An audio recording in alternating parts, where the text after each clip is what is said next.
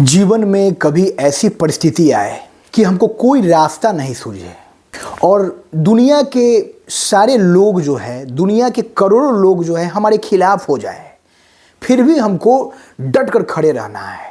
यदि हम सत्य के पथ पर हैं, यदि हम ईमानदारी के पथ पर हैं, तो हमको रास्ते में बहुत सारी बाधाएं आएगी। इस दुनिया में अधिकतम लोग बेईमान हो गए हैं। वो थोड़े से पैसे में अपने ईमान का सौदा कर लेते हैं।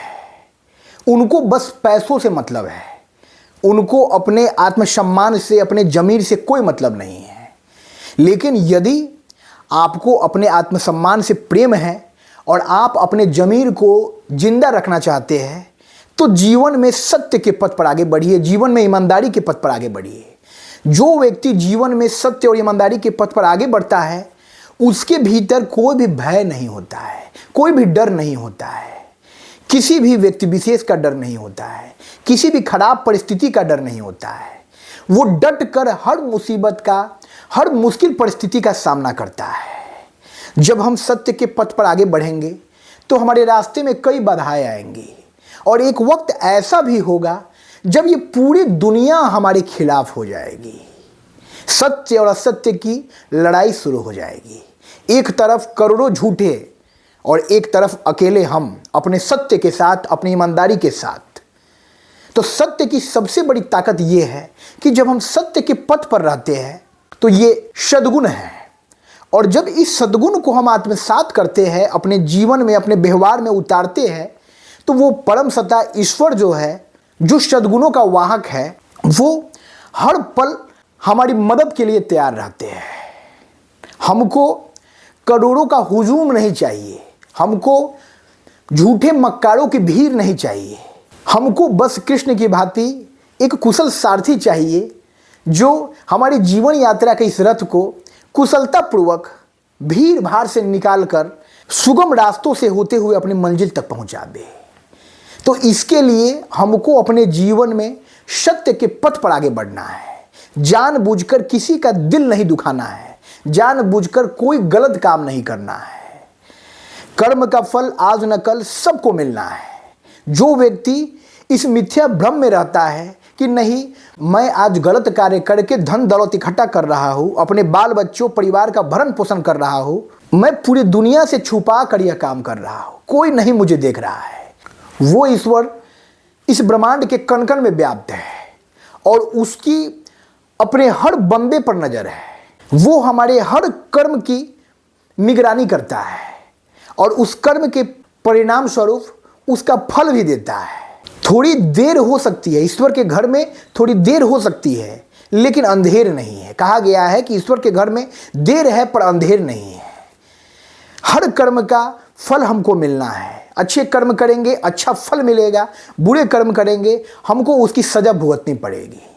इसलिए हमको सत्य के पथ पर निरंतर आगे बढ़ते रहना है। पूरी दुनिया हमारे खिलाफ क्यों नहीं हो जाए। यदि पूरी दुनिया चिल्ला कर कहती है कि हम गलत है, हमने ये गलत काम किया है, हम पर इल्जाम लगाती है, फिर भी हमको अपने आत्मबल को कमजोर नहीं पड़ने देना है। यदि हम अपने अंतर मन में खुद की सत्यता को परख चुके हैं, खुद के व्यक्तित्व को भलीभांति समझते हैं, तो हमको इस जमाने से कोई मतलब नहीं होना चाहिए। हमको बस उस परम सत्ता परमेश्वर से मतलब होनी चाहिए। यदि उसकी नज़र में हम सच्चे हैं, हम अच्छे हैं, तो फिर इस दो कौड़ी की दुनिया का कोई मतलब नहीं है, कोई महत्व नहीं है। और ऐसे भी ये दो कौड़ी की दुनिया और दो कौड़ी की दुनिया के लोग हमको अच्छा या बुरा साबित करके हमको कुछ नहीं दे सकते हैं।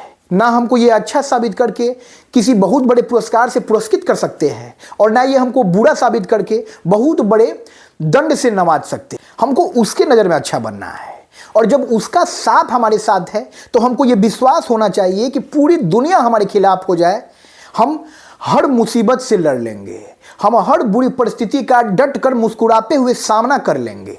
बस हमको खुद में गलत नहीं होना है, हमको सही रहना है, हमको सत्य के पथ पर रहना है।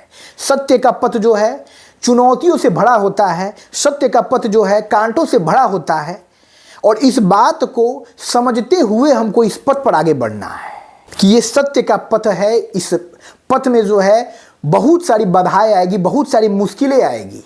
और सबसे बड़ी बात क्या है कि इस दुनिया में 99% लोग जो है बुरे हैं, मक्कार है, बेईमान है। वो बस अपने फायदे के लिए हमसे जुड़े रहते हैं, मतलब कि ये दुनिया है।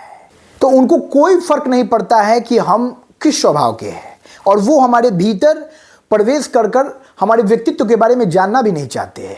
वो बस कानों कान जो बातें होती है उससे हमारे व्यक्तित्व का निर्णय कर लेते हैं कि हम अच्छे हैं या बुरे हैं। तो हमको उसकी परवाह नहीं करनी है, हमको दुनिया की परवाह नहीं करनी है। भाड़ में जाए दुनिया, भाड़ में जाए दुनिया के लोग।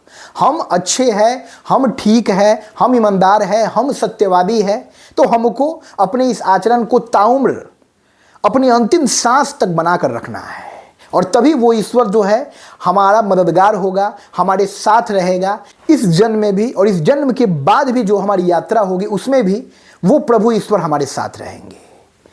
तो जीवन में असत्य से डरिए मत, बेईमानों से डरिए मत, सबका डट कर मुकाबला कीजिए।